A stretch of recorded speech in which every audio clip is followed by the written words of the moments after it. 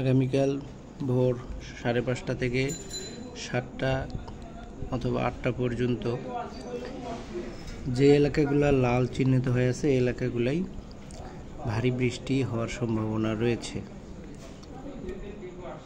এখানে দেখতে পাচ্ছি চট্টগ্রাম অঞ্চল, টেকনাফ থেকে শুরু করে একদম তারপরে কুমিল্লা, সিলেট, ময়মনসিংহে হালকা বৃষ্টি হওয়ার সম্ভাবনা রয়েছে কিংবা বাতাস। আর এদিকে রংপুর ডিভিশনে কিছু এলাকা, বাংলাদেশের বগুড়া, সরিষাবাড়ি, ঘোড়াঘাট এই এলাকা। আর এদিকে ফরিদপুর, যশোর, ফরিদপুর। আমি একটু রিভিউ করে দেখাই। এই যে দেখেন,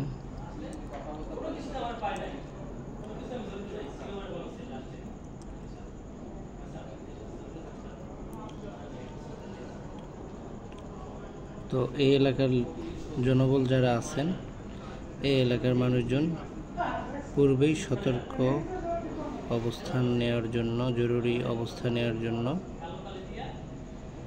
বিশেষভাবে অনুরোধ করা হচ্ছে।